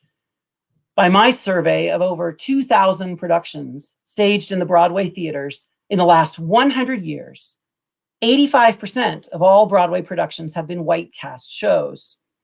This statistic quantifies just how white our commercial musical stage has been, indeed is, and provides one measure of the distance we have to travel to make a place of belonging that reaches beyond whiteness. The work of adjusting our musical stage away from a near exclusive focus on whiteness will take generations. And I think opera is perhaps in a better position towards this end than Broadway, since the commercial stage is ultimately driven by profits. The potential to address the gross racial inequality of the past is closer to hand on the opera stage. Of course, the American musical stage hosts more than just black cast and white cast shows. There are musicals and operas about non-white groups other than African Americans. You might remember Rodgers and Hammerstein's Flower Drum Song, or the opera An American Soldier from the 2018 Opera Theater season. Two very different takes on what it means to be Asian American. But such shows are incredibly rare. I count only 24 productions in all of Broadway history, reaching back to 1894, that present non-white but not black people. The black-white binary proves historically foundational to our commercial musical stage. And of course, the option of colorblind casting, also called cross-racial or non-traditional casting, opens white shows, and especially the European opera canon, to non-white performers. As Naomi's book shows, colorblind casting is at once tremendously important to belonging in opera, and always a tenuous proposition, demanding constant generational renewal. The allowance for colorblind casting is much, much narrower on Broadway. In my survey of the racial makeup of every Broadway production since 1894, over 3,200 productions, I have found only 35, about 1%, that use colorblind casting in a way familiar on the opera stage since the 1960s. Almost all of these colorblind productions on Broadway have occurred in the last 25 years. To make a career by way of colorblind casting alone is an extremely narrow path on Broadway. And finally, there are musicals and American operas that put black and white performers playing black and white characters into the same American story. Showboat is the historic standout here, of course. This 1927 Broadway musical featured two choruses, one white and one black, and a large group of singing principals, including a pair of white lovers who mostly sing like they're in an operetta, a torch-singing woman passing as white, played over the decades by white and black performers, and a black bass baritone who gets the big hit of the score, the pseudo-spiritual Old Man River, which without fail stops the show cold. With an enormous cast, Showboat is prohibitively expensive to stage on Broadway, where it was last seen in the mid-90s and where it lost money despite running for 2 years. In recent decades, Showboat has popped up regularly in opera houses. It's a tremendously problematic show. Despite having most of the hit songs, the black characters have little impact on the story, which is in the end focused on a white romance. Still, for me, as I argue in my book on Showboat, the greatest dramaturgical opportunity presented by the American musical stage involves putting non-white and white performers, playing non-white and white characters into the same musical story. These rare interracial shows and operas force non-white and white Americans to share the stage and to acknowledge their differences and commonalities in the medium of musical theater. Such encounters, fraught as they are, both struggle with and claim victory over the persistent racial segregation of our history on some of our most valuable real estate, the stages of our theaters. They also force audiences to confront an interracial America in ways that white cast or non-white shows simply do not. By taking seriously the power of racial difference, interracial shows refuse the utopian fictions of our racially sorted musical theater history, be it the persistent but always changing, essentializing stereotypes of Black cast shows, or perhaps more perniciously, the almost always unspoken, implicit social engineering of white cast shows that fantasize an all-white nation. I'd like to speak candidly of my own experience with an interracial musical to close. In the early 1980s, from ages 14 to 16, I performed without a break at a dinner theater in Fresno, California. This was a semi-professional company that mounts 6 musicals a year and gives 6 performances weekly. The Broadway standard is 8 performances weekly. I performed in or saw 21 shows in my 3 years at the theater, 19 white cast shows, and 2 interracial shows, one of which was Showboat. Almost all the young people who performed at the theater were white, and our audience was virtually all white as well. But there were always some performers of color, mostly African American, especially among the young performers group that I was in. I can say with certainty that I didn't think about racial difference in the musical until I was part of the interracial cast of a production of Showboat. Here, suddenly, race mattered a lot. In some cases, Black performers who I knew did not audition or were not allowed to by their parents because they found the show problematic.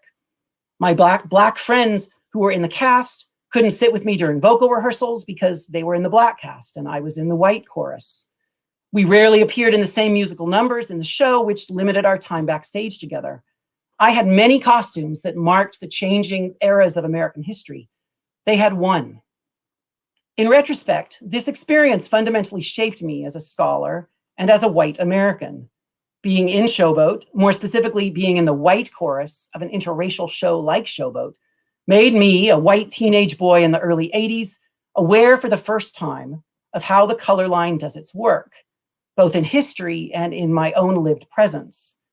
I have to believe that my African American friends already understood the workings of the color line, even though we never spoke of it in my memory. Demographers use the term exposure index to measure how members of different racial groups experience the racial diversity around them in different ways. My early exposure to only white cast musicals was disrupted by my participation as a white cast member in the interracial musical Showboat. This experience on the musical stage altered my view of how musicals worked and also made me aware of my whiteness.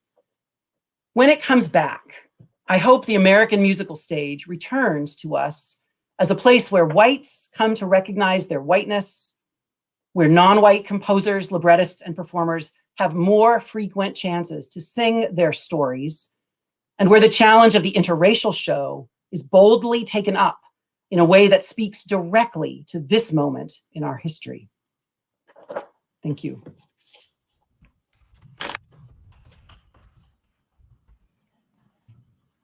Hello, everybody. It is wonderful to have you back. And oh my goodness, I am just like overwhelmed by all of this. Todd, just most recently, thank you for exposing what it's like on stage and being able to speak in this environment. And I'm looking at our pictures here, and it's just a wonderful demography of, who is here. We don't get this in opera. We don't get this in real life. I want to say thank you to the opera administrators for being so honest, And I'm wanting to not say much more because I want us to talk and have questions. But Marcia and Louise, thank you. Thank you. I'm just so grateful to all of you.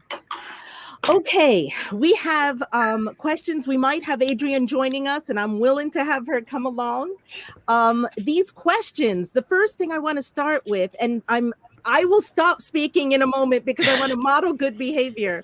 But it seems like there are a couple of questions you guys might want to ask each other. And I'm saying this from questions in the chat. Does anybody want to go first with that? I have a question for Marcia. So at the Met, with the size of that institution, how do you There are in two your Marcias, two oh Marcias. sorry yes I should miss sales. No.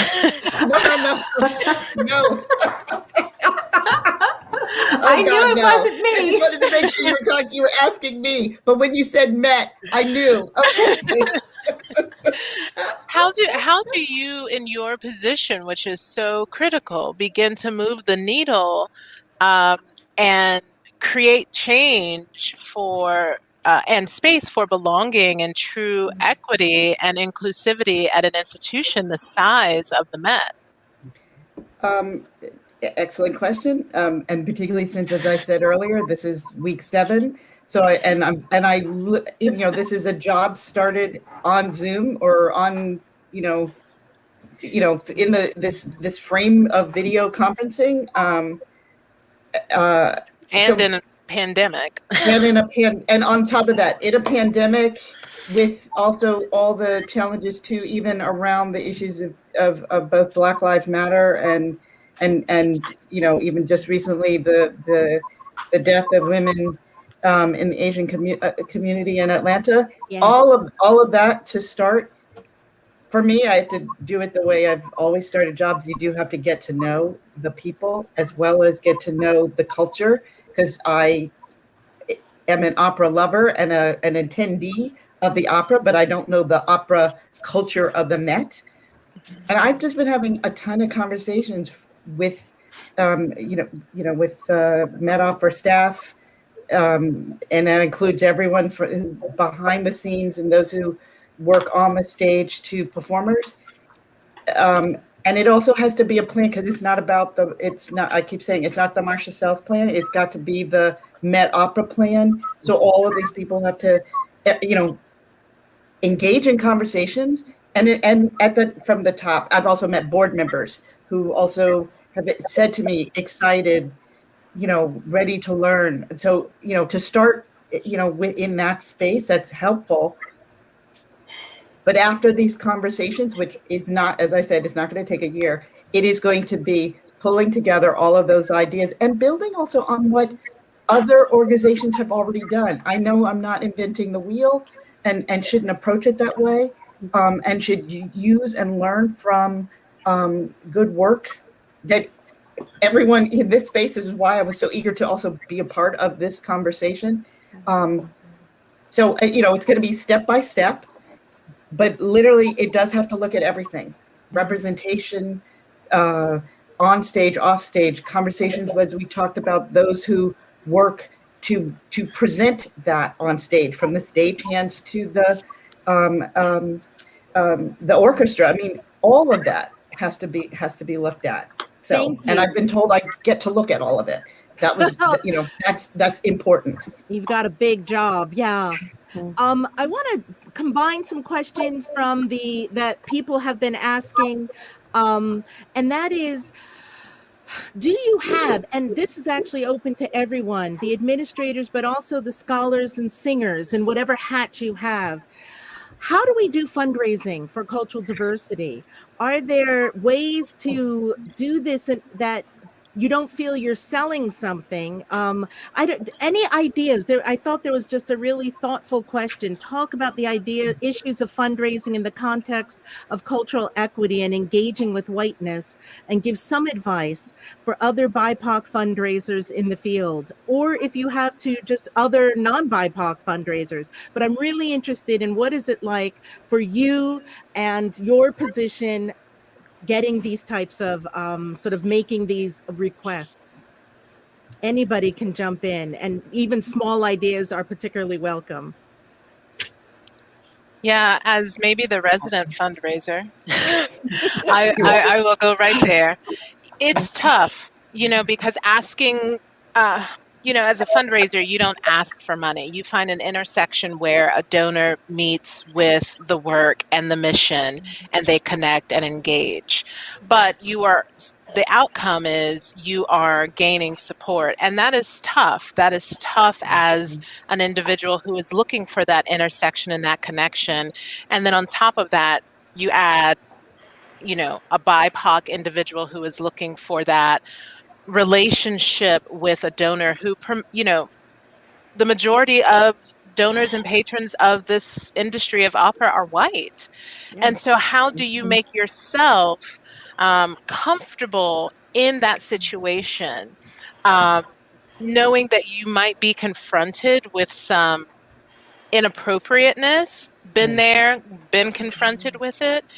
And how I've combated that is I stay true to the mission and the focus of the work, which for me is, as a fundraiser, was supporting and raising money to fund the cool, like what I knew was cool, what I knew was changing our communities, what I knew was impacting our communities. And by our communities, I don't only mean Black communities and brown communities, but I mean the communities that are underrepresented and marginalized, which happen to mostly be Black and brown communities. But so I stayed focused on what the mission was and what I was really there to, not there, but put in that position to do, which was to find the resources, build relationships, make connections so that we could bring this type of impactful programming to communities. And that still is what drives me now as a Black female general director whose primary task is fundraising,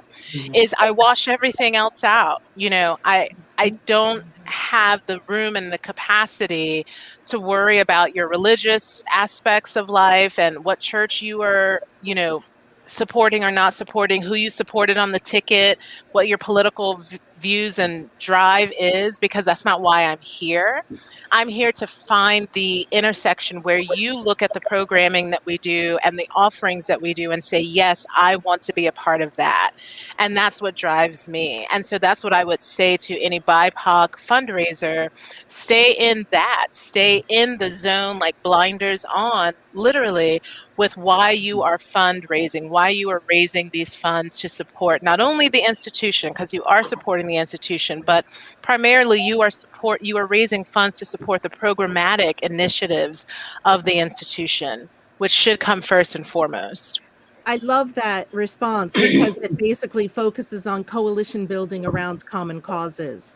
And the common cause is the arts and the music, and we get to do this. I'm wondering, Quo or Louise, I know you've done a lot of fundraising. Do you guys want to jump in quickly? I just want to add one thing that she said that I thought was so important is it's about relationships. That all of this starts with, people think it's about going to get the money, and it's not. It's about building those relationships first, and that takes time. And and as she said, you have to stay on task. I mean, a lot is going to pull you in so many directions, and if you can just stay on task, just build the relationships, show them the quality programming and the commitment you have, you begin to build people who want to donate to your program. Excellent. These are just fabulous tools for development and advancement for everyone. Other questions that you guys have for each other? Or Quo, I just pushed you out there, but I don't mean to. If there's something, or just any final words since we're near the end. Oh, Todd. I'm wondering, is there a hunger? Are you seeing a change in programming possibilities from this moment? Is the Black Lives Matter moment, what we've been through in the last year and a half, and even the pandemic, those of you that do programming, is something going to change? Do you think something's going to change out of it? What's your hope for that right now? Thank you. I think it's going to take a while. It has to. I say yes, but it is going to take a while because of this, the programming time frame of opera. But we're going to get something besides more Porgy and Bess. Yes. Oh, yes. I will. Yes, that I definitely think is going to happen. Can I ask? I mean, we've got fire shut up in my bones, and how frequently will that happen? You know, we will see, but I do see that there are going to be other opportunities of opera, and even newer operas that are going to have representation of that is vastly different than what we have seen in the past, and that's going to, you know, those things are going to come up even sooner. Terrific, Marcia. And I just wanted to add, it's not only in the opera world that we're starting to see some change, but if you also think about the concert world, you know, which I do lots of art song recitals and lots of oratorio and other kinds of orchestral works. And I can think of another University of Michigan grad, James C. Lee, who is having wonderful success with his music. And my friends who are also composing, Lori Hicks and Rosephine Dunn Powell, you know, and they are all having these works premiered now, you know, and so it's nice to see that it is not just on the operatic stage that we're starting to see these things come to fruition, but in terms of orchestral repertoire, art song repertoire, oratorio. So there are a lot of other people who are also starting to do the work. And also we're starting to see it in terms of university requirements for students learning repertoire of BIPOC, you know, people. So it's just, I am excited about the opportunities and really excited for my friends, colleagues, and students to have an opportunity to learn about all of these wonderful musicians. And something the administrator said earlier about lived experiences, you know, being able to share our lived experiences. And I think that's just so wonderful. Cool. Thank you. Anyone else with a burning question? I don't have a burning question, but I do have burning answers. Oh, great. We need those, please. Yeah. So whether or not we see different programming is going to depend on leadership. It is not on the Black community to provide different programming until we are in leadership. It is not on us to beg for different programming, nor is it on us to, again, respectability, politics, nor is it on us to make sure that we present it in a package that fits whatever tools we are within. I say that also for responses about BIPOC fundraising. We cannot use the same tools that were not meant for us to speak with our own communities. Those same tools didn't work for the white communities. It didn't.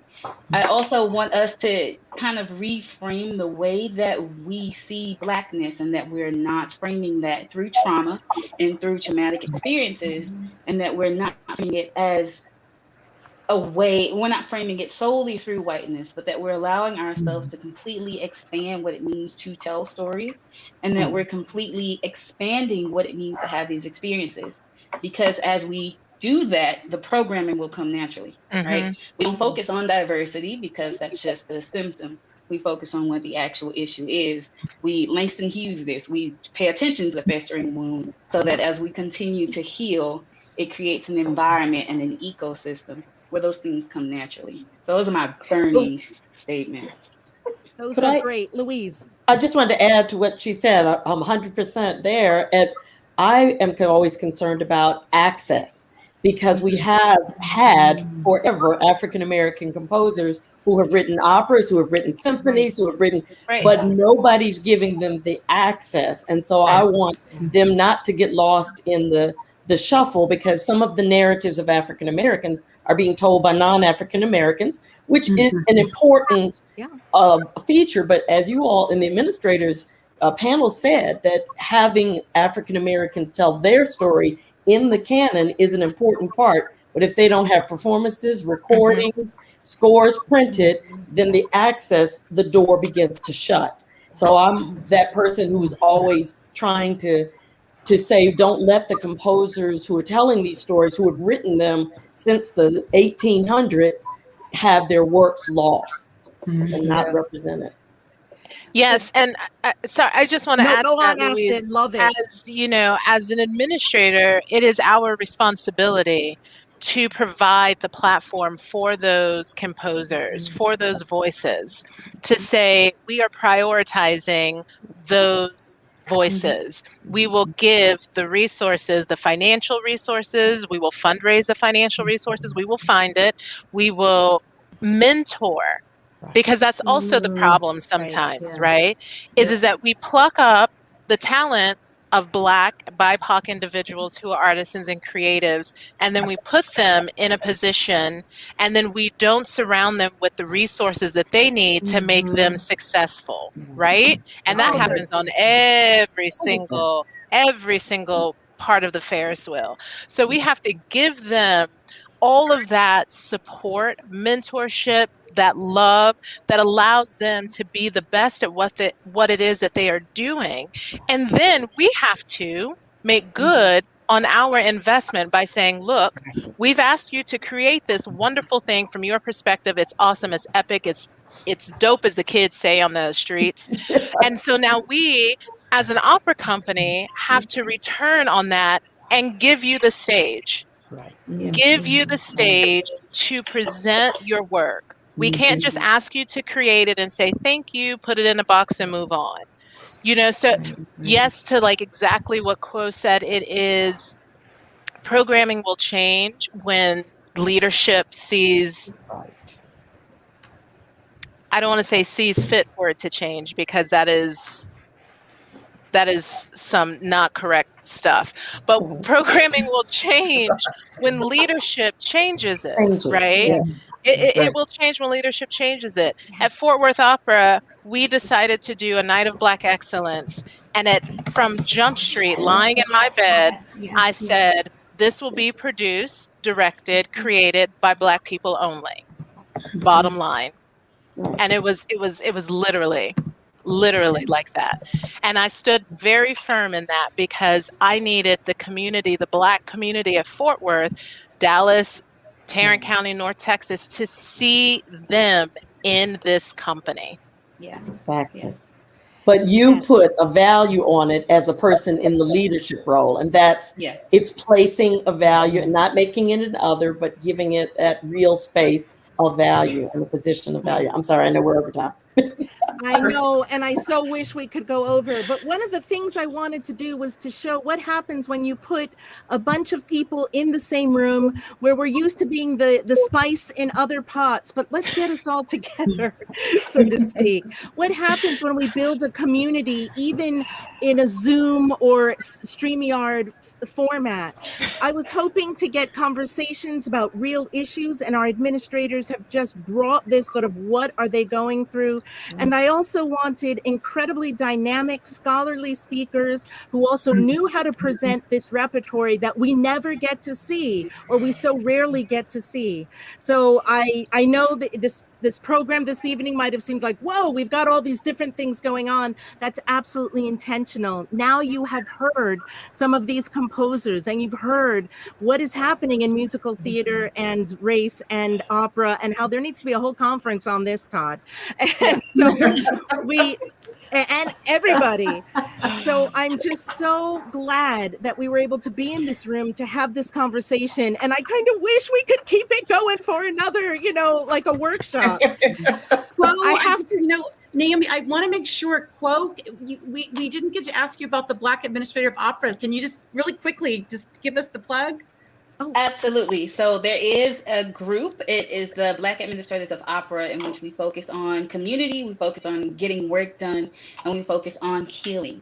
So I do encourage everybody to look us up, to get connected with us. Anybody who identifies in the African diaspora and is an administrator of opera or an educator is invited to join that space. You can actually reach us via email right now. So it's BlackADM of Opera. There you go. It just flashed up on the screen. Wonderful. Great. Thank you so Thank much. you. Oh, terrific. Thank you. Thank you all. I need to just thank our panelists once again so much. I feel that those of you who I'm just meeting, you've become my dear friends. And to my dear friends here, thank you so much for being here. I want to thank Opera Theater St. Louis and Washington University University and the Center for the Study of Race, Ethnicity, and Equity, because a lot has gone in behind the scenes. And I also want to remind you that we have another program next Tuesday, April 13th, same time. I think maybe even the same station. Just come to Facebook or the Opera Theater St. Louis website. And I'm really hoping that it's a totally different program. Hopefully a lot of these folks who are here will be, tuning in, but we will be continuing the same type of roundtable moderated discussions and presentations. We'll have composers and we'll have singers. So 2 panels and a few, 2 scholarly presentations in that quick format. So I am also supposed to let you know that for more information about the today's event or details for next week, please visit Opera Theater website, and hopefully we can put that up online, www.experienceopera, there it is, .org, belonging. These will be recorded, or this has been recorded, and it will be up, and it'll just take a little while, but I'm hoping you say, wait a minute, I need to know more about Kiru Okoye's works. Let me go see Marcia's presentation. Or wait a minute, I need to know more about the musicals. Or Adolphus Hailstork, I'm always singing him in my church choir or in my school choir. I need, Louise Toppin has it all, has the dope. Or wait, those administrators said really smart things. I got to remember that. So please come back. This is meant to be accessible and open for everyone. Thank you so much. And I think the panel will stay around, but I just want to say thank you to all of you in the audience and in different countries, and to all of you who are here in the US, in Europe, in South Africa. I know we've got a wide range. Thank you.